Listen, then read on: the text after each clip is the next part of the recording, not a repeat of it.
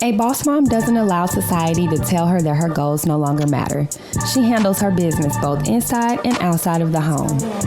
Welcome to the Boss Mom Movement Podcast with me, your host, Ashley White, where you'll hear me speak with millennial moms who have not allowed the title mom to stop them from achieving their goals. During this podcast series, we'll discuss how we balance it all and other mom-related topics. It's a space for all my bossy mamas, whether you're an entrepreneur, mama in corporate, or both. Being a boss mom isn't easy, but it's our lifestyle. So with that being said, all right, boss moms, let the movement begin. Hey mamas, welcome back for another episode of the Boss Mom Movement Podcast. You are here for episode 5, so I appreciate you for listening. I have a very special guest today, and as you can see by her title, Millennial Motherhood, we have similar platforms, so I'm super excited to have Miss India Jonassaint here today. And just to give you a brief background to who Miss India is. So she is a work from home, stay at home mom. She is married, so, balancing that marriage life and mom life, along with working in the nonprofit industry. So, like I said, Millennial Motherhood is her platform. That is her podcast. And I am super excited to have you here, India. How are you today? I am doing well. Thank you for having me. I'm really excited about the episode. No problem. I know when I first reached out to you, I was like, oh my gosh, Millennial Motherhood. Like, she literally has been doing what I just thought, this is such a good topic, like millennial moms, because I really feel like we're taking over. Like, I don't know, maybe because we're millennial moms. So it's just like everywhere we see each other, like another woman just having a baby, getting married. So I'm super excited to share the same vision as you have, just balancing it all, working from home or staying at home with the kids and still balancing your career as well. And being married. Now, I haven't jumped to that part of life yet, but I can only imagine how many balls you have in the air. So if you want to take a moment to just, introduce yourself. Yes, absolutely. Again, thank you for having me. Like you said, my name is India Jonassaint. I host a podcast, the Millennial Motherhood Podcast. And my goal overall, just with the platform in general, is to empower moms to thrive both in and outside of the home. I've felt like I've been just a stay-at-home mom before, and I've also, been working. So I've done both sides, and now being able to combine the two and be a work-from-home and stay-at-home mom is definitely a lot. But it's been a journey that I'm enjoying, and I'm excited. So I just love encouraging and inspiring other moms along the way. Absolutely. And as you all can see, we're twins today and are Black, and this was not planned. No. Great minds think alike, that's all. But so like kind of just jumping into your experience. I know you said it's a lot, just juggling wife, mom, working. So if you could just tell us, like, how has that been? Like, you did mention that you were a stay-at-home mom before. So when did you decide to maybe get back into the workforce after having your kids? Yeah, great question. And anybody who's, I like to call them OG followers, they've been following me for years. They've seen all of the, dibbling and dabbling I've done in this journey. But with my first child, I did stay at home with him that first year. And then I got into real estate. So I was doing that full time, still licensed and everything. And I just came to a point where I was like, I just don't know. I don't know. And after a lot of, conversations with my husband, I realized that I wanted to get back into the workforce.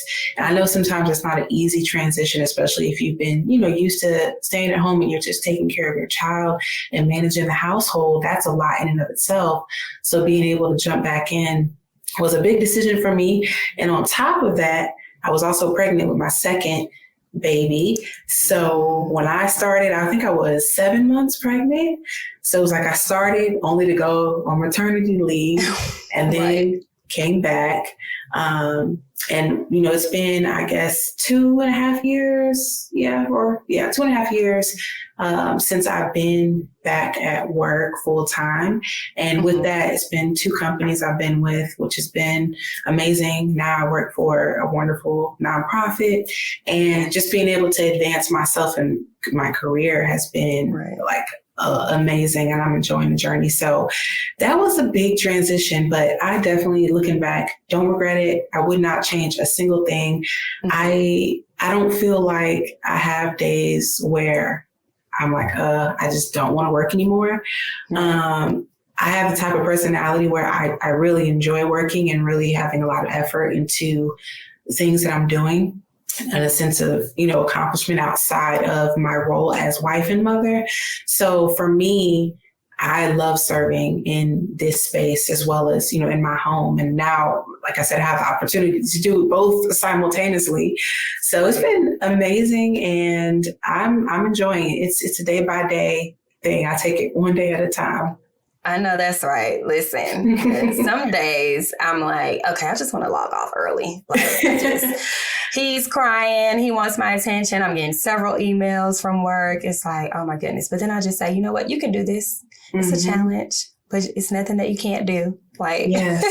My me to me moments. But so I'm going back. So you said you were in real estate and now you're a nonprofit. So how was that transition? Do you feel like you had, more autonomy to kind of make your own schedule and do your own thing with real estate versus what you're doing now in the nonprofit industry? Or do you feel like being able to juggle everything and working in nonprofit has been easier for you? Yeah. And honestly, I think it's very similar. The reason I say that is because, just with my particular role, I do have flexibility. Yes, there are certain meetings that are recurring, but for the most part, I can set and schedule meetings when I need them to happen based on my availability. So for me, the game changer has been having everything scheduled around nap times and different transitions in my kids' schedule, when it won't be as difficult, having to worry about them in the background or taking care of them. But with real estate, there are a lot of different factors that I still utilize as far as being able to collaborate with multiple people at the same time. And I am doing that every day. I am a regional associate director, so I'm assisting several people contact a lot. So I talk to a lot of people on a daily basis, but I like it. I really do. I'm enjoying it. And there's some things that I learned in real estate and going through that process that I'm still implementing today. So it wasn't too big of a transition, and thankfully I still have quite a bit of flexibility. That's good. That's good. I feel the same way.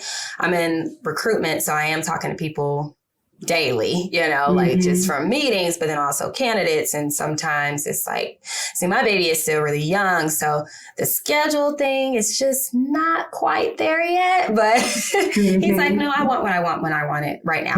But, it's just, I'm thankful to have my boyfriend here so we can both juggle because we both work from home. But I was just wondered, because in a sense, real estate, or pretty much it is entrepreneurship. And I know I just hear that a lot, going into entrepreneurship, you just have the flexibility to kind of do your own thing when you need to do it versus working for someone else when you're on their time, which I agree with you. It's kind of the same, being able to, handle your schedule outside of those recurring meetings, asking my candidates, when it's a better fit for me. But no, I was just wondering how that transition was. So how long have you been married? Because that kind of give us some insight into how long you've been, juggling these different titles that you have.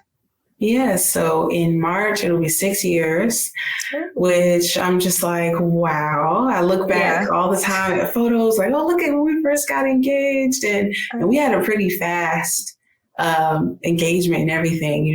Within the first year, we got married of meeting each other. So we just jumped right in, and it's been a really beautiful journey.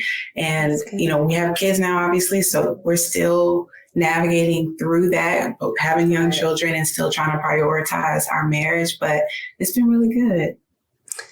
I'm glad you said that. Prioritizing the marriage and having kids. So what does that look like? And I feel like one thing I have noticed becoming a mom is not that my friends aren't my friends and that I need to have a separate friend group, but I do actually have like 2 separate friend groups, like my line sisters and then my best friends that I've grown up with. And I'm the first out of my best friends to have a child. With my line sisters, though, some have already had children. So it's, it was easy for me to transition as far as because they understood, not to say that my other friends don't, but being in the position already. So being that, how old were you, if you don't mind me asking, when you got married? I think I was 23. 23. I believe so, yes. Pretty young, right? And so how was that? Like, I don't know if you have any friends or had friends at that time that were married or that had children, but how was that transition for you? And just kind of learning, okay, this is something else that I have to balance essentially outside of my everyday living for myself. Like, Yeah. And I think now thinking back to it, because I had my 23rd birthday soon after we had met. But yeah, so I definitely relate to that and understand, because when you start, dating someone seriously, and then like each step phase, it's like things start changing because you're in a different season. And I definitely dealt with that. And had to adjust and maneuver and realize like, okay, now I'm a wife, what other friends do I have that are married? And at the time I did not have any, at least that I was really close with. But one thing I can say is that like my best friend, like she, has always been understanding, even like she doesn't have children yet, but I'm still in awe to this day of how like understanding she is of me having kids and really being open to help and assist and support over the years. Right. But really having to pivot sometimes and finding like who your village is per se, or your people. And I think it's important not to put a lot of pressure on the friends that you do have that may not be in that space yet. And, having a certain level of expectation, like, well, I'm in this phase of my life now, so you should expect that I may not communicate as much. I just had a baby, so I may not answer as quickly, or I may not even offer to hang out. You may have to take more initiative with that during a certain season. And I think that's big, so it doesn't lead to, disappointment and, this dry season where you feel like, your friendships aren't really doing anything or going anywhere. But what I've seen over the years is that the people that you need, like they'll always come. And you, of course, have to be open to nurturing the relationship, to, being vulnerable when needed. Right. But for me, like, I'm very thankful that I have like my 2 like really strong, one, she's married. The other, she has 3 girls that are older. She's been married way longer than I have. And, we're just walking this journey together, and I have other mom friends. So for whatever stage I'm in life or what direction I want to go in, I really try to like cultivate relationships that can, help me in that particular area. But it's definitely not easy. Right. Yeah, no, I can definitely relate to that. And just like, and one thing I can say, like you said, having friends that are understanding of the season that you're in, like I couldn't ask for a better group of friends that don't have children or that don't live with their significant other, because they have come over. Let me just watch the baby while you're working and take some calls. And I'm just like, who sent you? Right. Yes. But so I could definitely relate. So how was the transition? Like, how long were you all married before you had your first kid? And just because I know that's another thing too. It's like, I know people try to insert their suggestions or advice, right? Enjoy your marriage before you start having kids. But everybody's life is not, set up the same. And their life journey is different. It doesn't always work out like that. Like, I'm not married, but me and my boyfriend were living together, and it wasn't too long after less than a year that I got pregnant. So it's like we didn't necessarily have that time to enjoy just each other and living together because that was new. So how was that, and how long apart from your marriage to having your first child? Yeah, so before I had him, we were married for, I think, 2 years. So I got pregnant like a year and a half after we had been married. And then, of course, 9-10 months later, I gave birth to him. But, that was a big, big transition, like, going from just us and we, just going out every weekend, having fun, staying out late, getting up, doing whatever we want to do, doing nothing. Like I'm glad though, for the time we did have, we really did enjoy it. We focused on having fun together.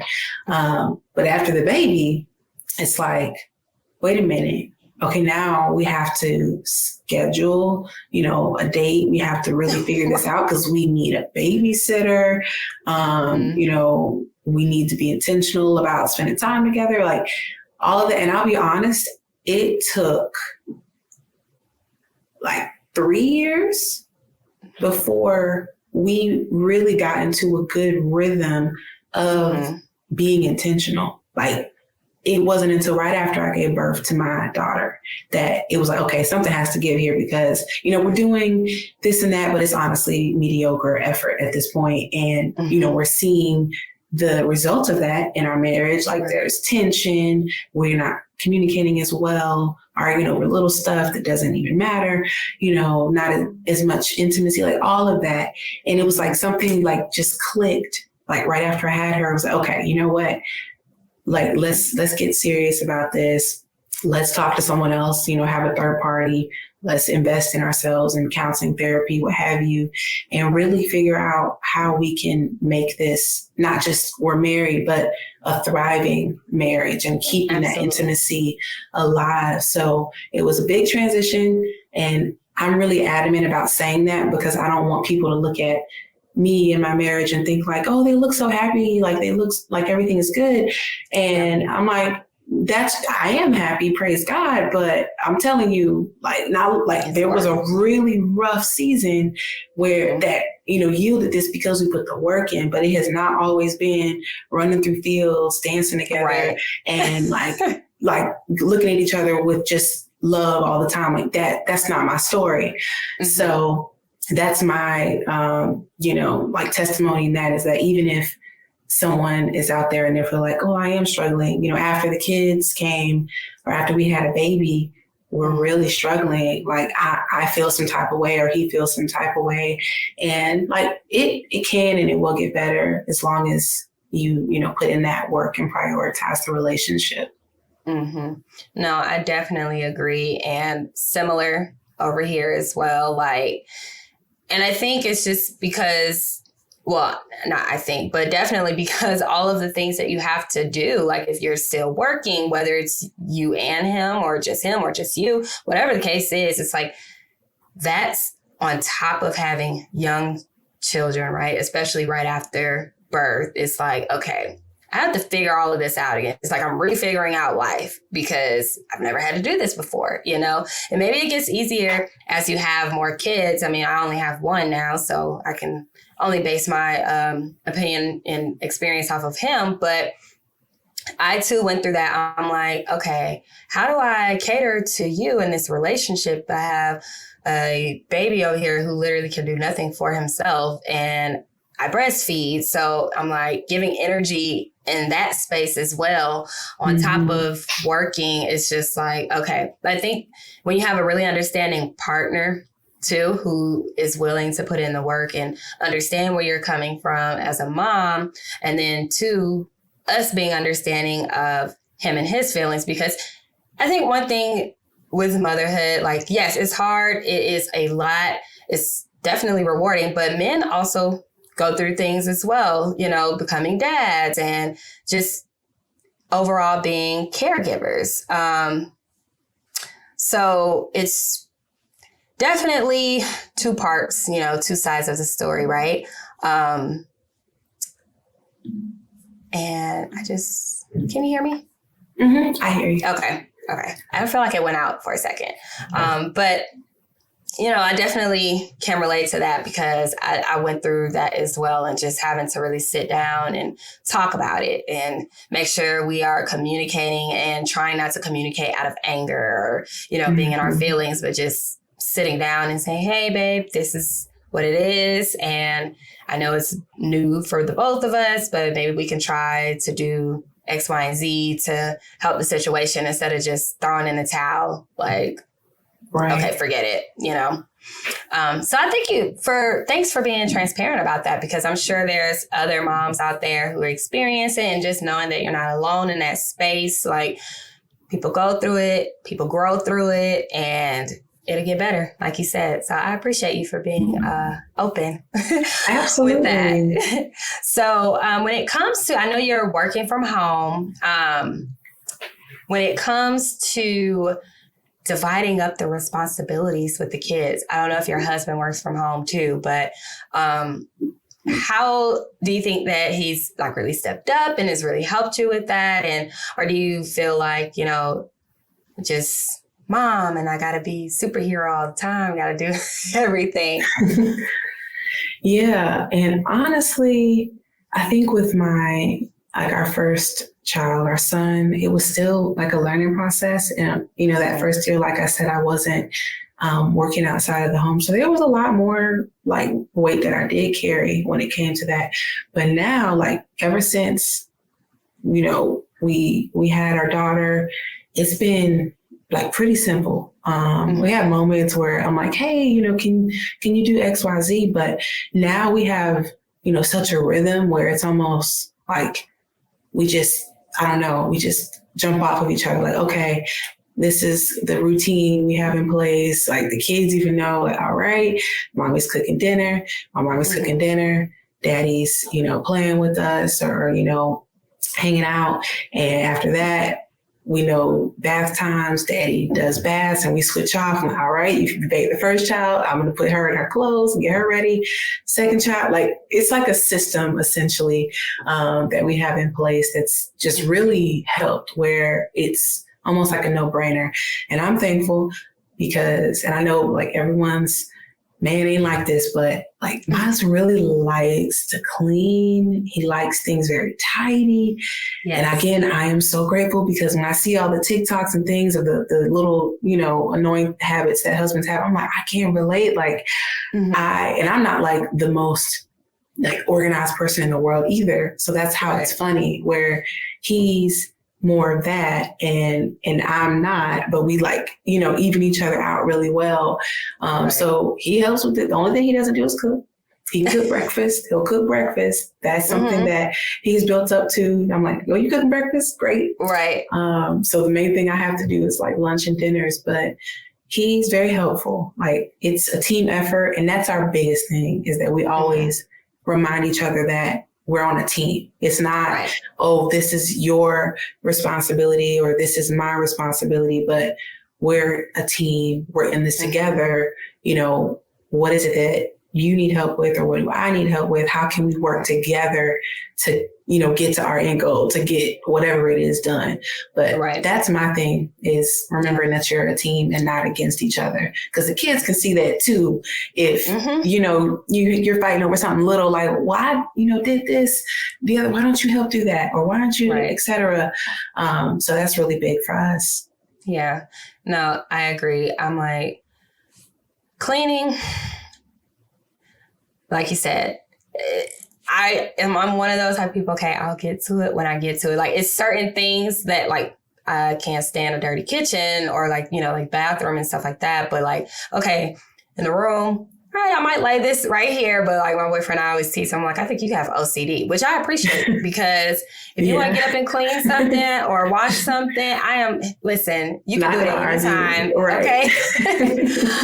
But I like that, you have your routines built in and switching off on things. And I can definitely say like, we're getting better with that because my baby just turned 6 months. It was like a lot in those early stages where he was like, okay, I don't know how to do this or, should I do it like this? And I'm also the type of person where, and this is just like with anything I do, I like to kind of be in control of things. So I don't always ask for help, which is something that he's like, okay, babe, look, you got to ask me, like, tell me what it is that you need. And I'm just like, no, you should just see it. But in reality, you should definitely communicate that. So that's something I'm personally working on, and just being more direct and kind of, because sometimes I'll kind of just like go around the fact that I need the help, and I'll kind of just say, well, I have this to do.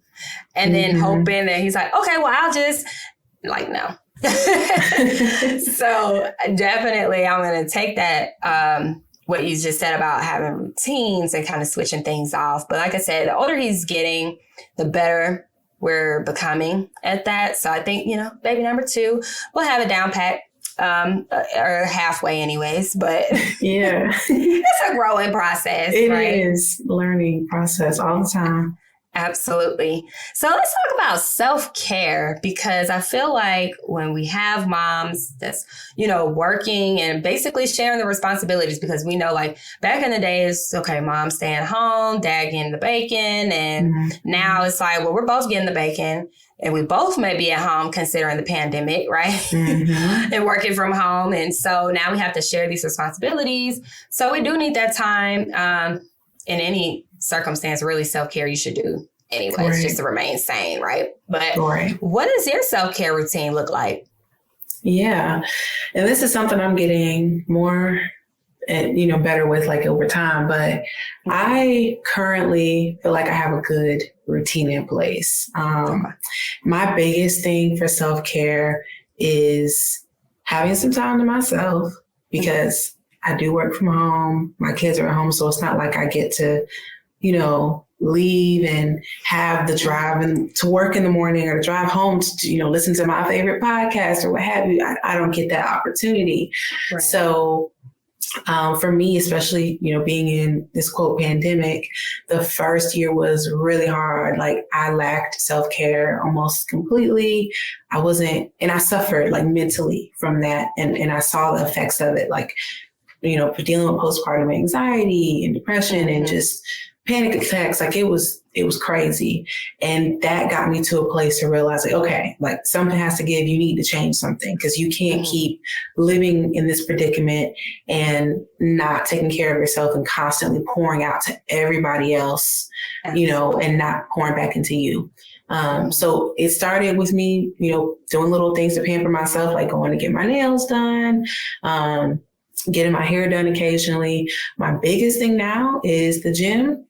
I, have always enjoyed, like, working out and staying fit, but I kind of let go of it for, probably the longest was during, like, the beginning of the pandemic. I hadn't worked out or anything for a little while. But getting back in the gym has been, like, my thing. Like, that, I feel so good. I feel like I can, like, focus on something else, and it's, healthy for my body and then mentally as well. And just, like, making sure I'm eating healthy too. Like, don't get me wrong. I have moments where I intentionally will, like, splurge on a meal or, treat myself to something I enjoy, but just taking care of my body is the biggest thing for me. Biggest self-care. Taking care of my body and my mind. So that looks like not watching a lot of news or certain things that I know can, trigger me or cause anxiety. I really try to limit or even, like, totally do without those things, just to, keep my mental space clear and so I can remain focused. But biggest thing is working out. My husband knows, I usually, like, Saturday morning, like, that's my morning. I'm out the door. I'll, be at the gym. I'll take my time coming home. I may go to, like, Dunkin' or Starbucks, maybe stop at a store if I feel like I want to go, like, look around or get something. So anytime I, like, step foot out the door without the kids, even if I do it during the middle of the week, like, it's a crazy week, because I'm like, I have to go. I will be back. I need some time away in space, but that's what I'm doing now. And it's been extremely helpful, just overall for me. Yeah. No, I need to get better at it. I'm not going to lie. Like, sometimes I only eat once a day or twice a day, because I only eat breakfast and dinner. Like, And I think, like you said, like taking care of your body, because one thing that I've seen is I've been going a lot. And I know as working moms or, moms that are juggling maybe a 9-to-5 and a side business, like you literally have no time, right, for like anything, because you're working during the day and then you're essentially working at night as well, on top of motherly or wife duties at home. And so that's one thing, like just going into this new year for myself, I'm really trying to set boundaries for certain things and for myself, and just knowing, okay, 5 o'clock, unless it's like a special project like today, how I was telling you earlier, I was working on something, like 5 o'clock, shut it down, because I have the tendency to work past 5 o'clock and then just going straight into whatever the side gig, because I have a couple of different things I have going on. And then, meanwhile, the baby, I mean, that's all day. Since he's been here, like, that doesn't stop.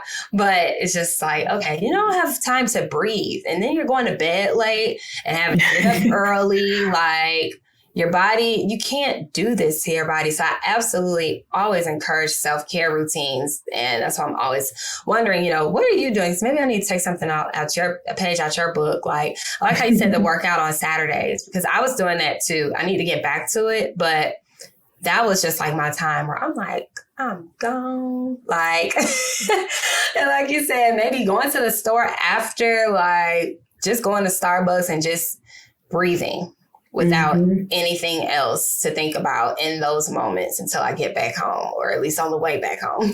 Yes. So yes, I keep doing it, girl, because let me tell you, getting out that gym life, like I used to be in the gym all the time. And definitely before I got pregnant, I got out of it. Like, my boyfriend teased me all the time. He like, you used to work out a lot when we first started dating. Was that just to like get me? Because I'm like, no, I just got lazy.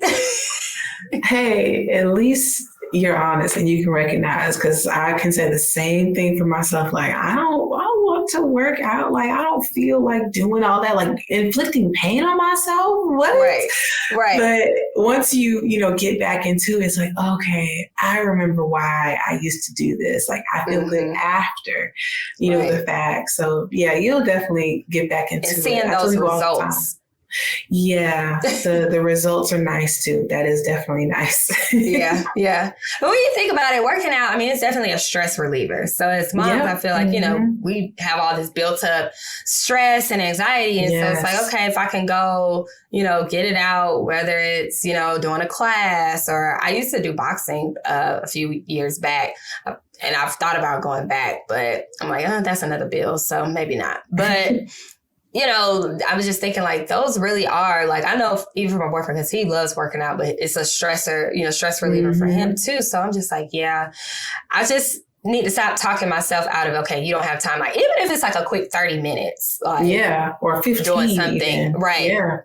Maybe I'll start that. Maybe, okay, 15, then every, 15-minute increments I'll add, to it. Maybe start off with 15 and see how I get back into the groove of things. But so what would you say has been your most challenging moment, I guess, of balancing work life, home life, marriage life, all in one?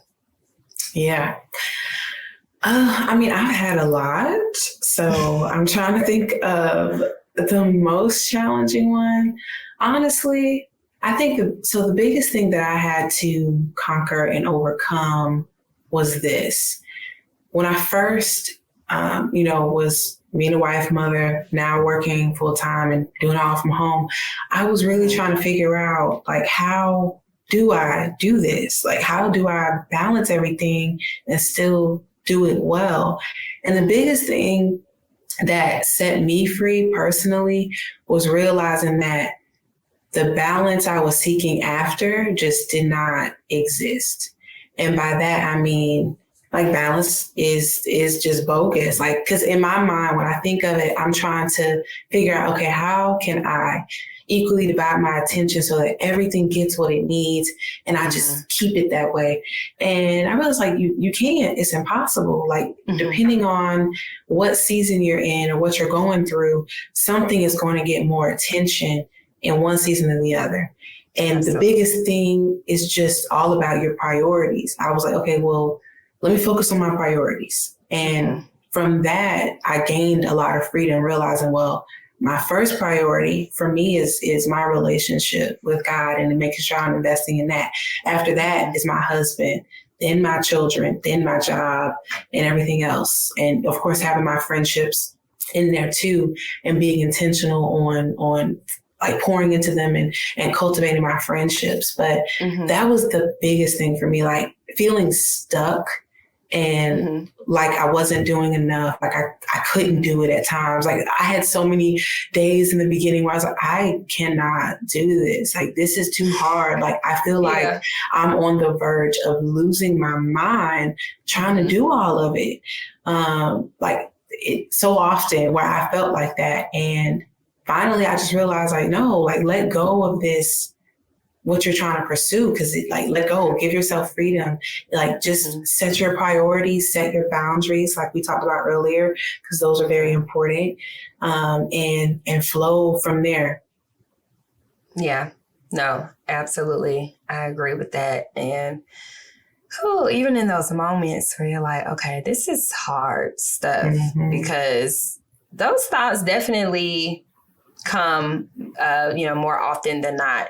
And just having to remind myself, okay, like you can control a lot of this stuff, right? And so that's why I've just become really big on like those boundary settings. So whether it's setting boundaries with people, with my business, with work life, like, I don't have my 9-to-5 emails set on my phone like I've had in the past, or just telling people with my side business, like, I don't work on the weekends. Contact me Monday through Friday, or just not responding. And then eventually they understand, right, that I'm not working.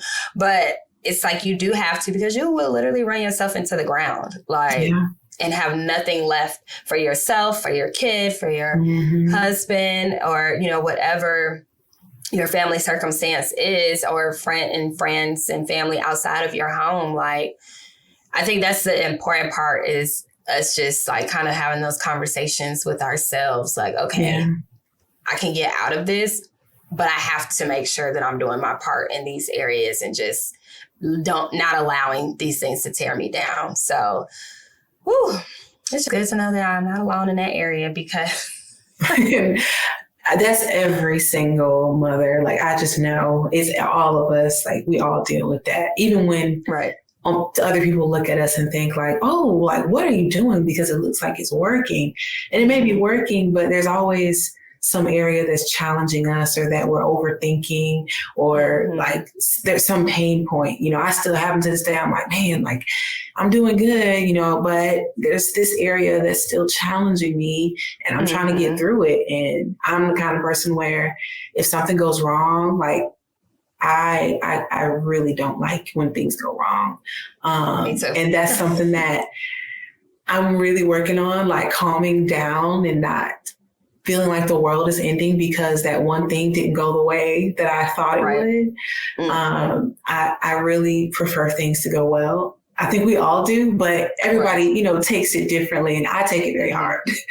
So that's probably my biggest challenge now, is like calming down and realizing the same. Like my dad used to always tell me, nothing is ever as bad as it first seems. So I'll tell myself that, like, it is not as bad as it seems right now. Take a deep breath, walk away, come back to it. It will be okay.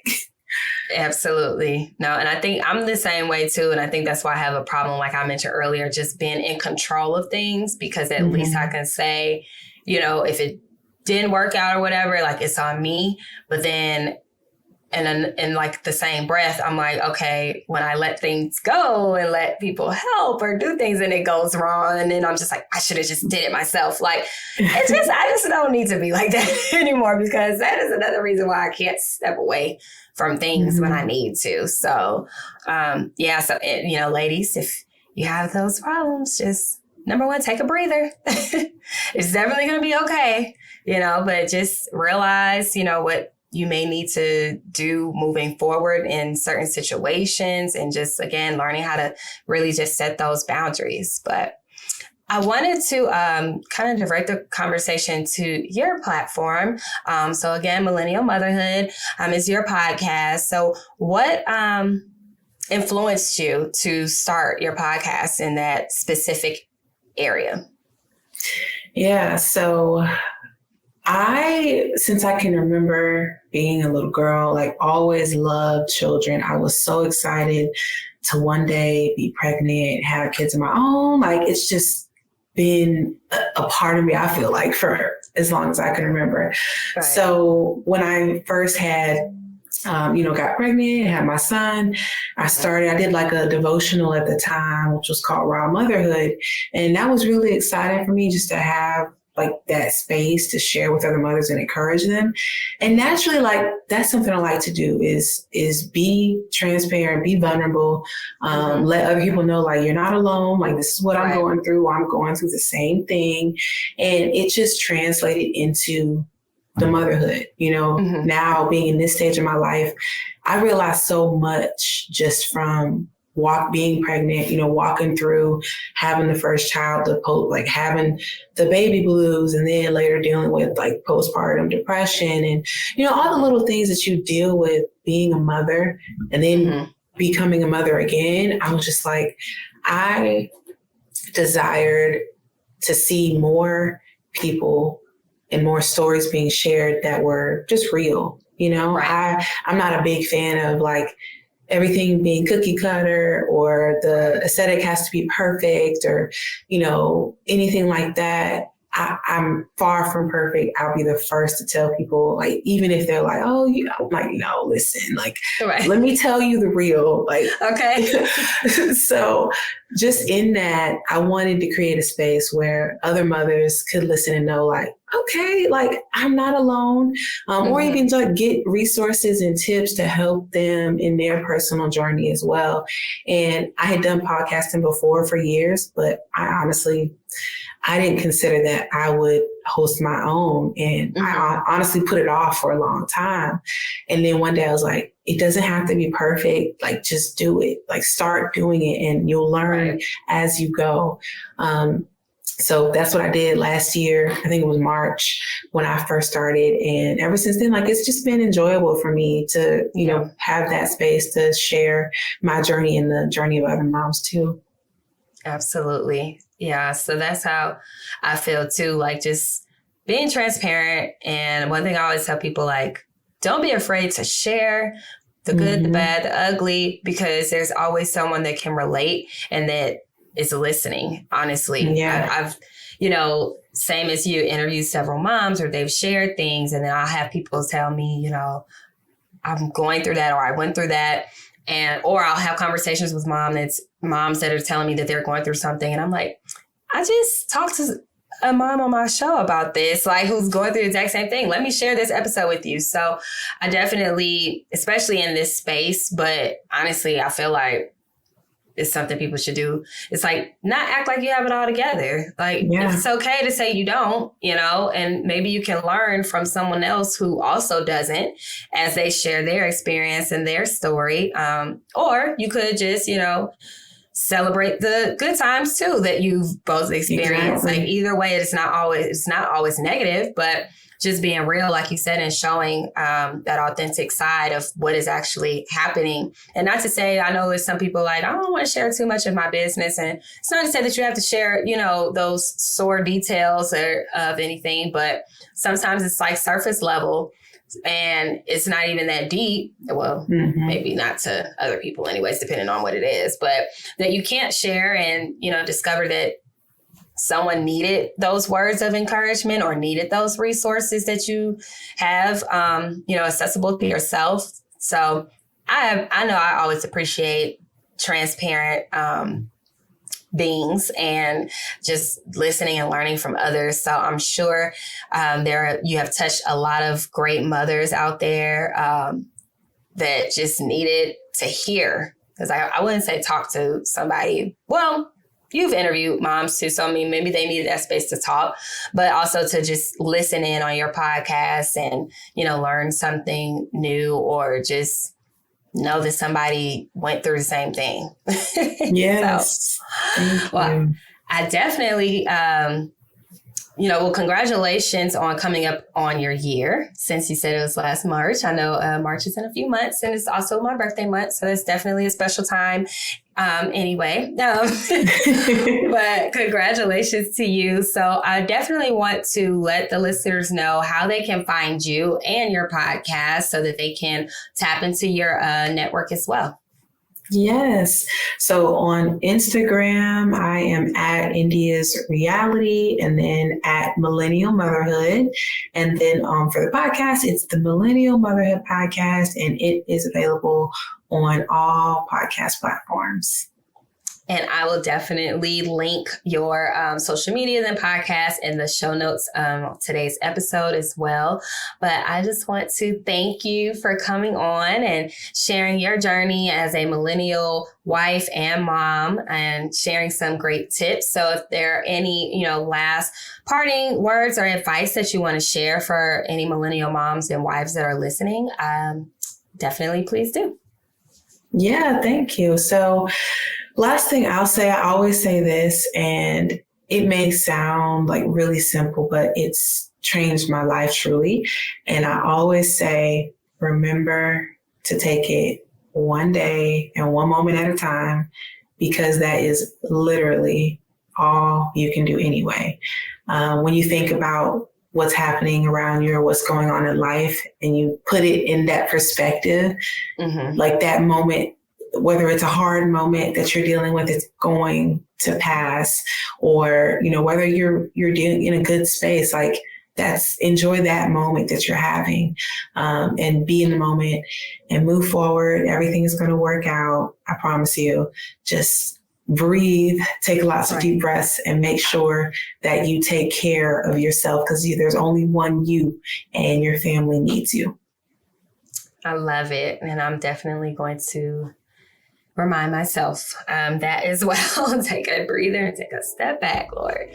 But again, thank you so much for joining us today, India. And again, I will definitely link her social media links in the show notes. So ladies, you can definitely take a dive into her world and take a listen to her episodes as well. Definitely tap in with the Millennial Motherhood. And as I always tell you, ladies, stay bossy and stay motivated. And I will see you ladies next time. Hey ladies, if you enjoyed today's episode, do me a favor and leave a 5-star rating and review. You can find the Boss Mom Movement streaming on Apple and Google Podcasts, Amazon Music, Spotify, and YouTube. Want to keep up with the movement? Visit my website at thebossmommovement.com and subscribe. Thanks for the support, and I'll see you next time.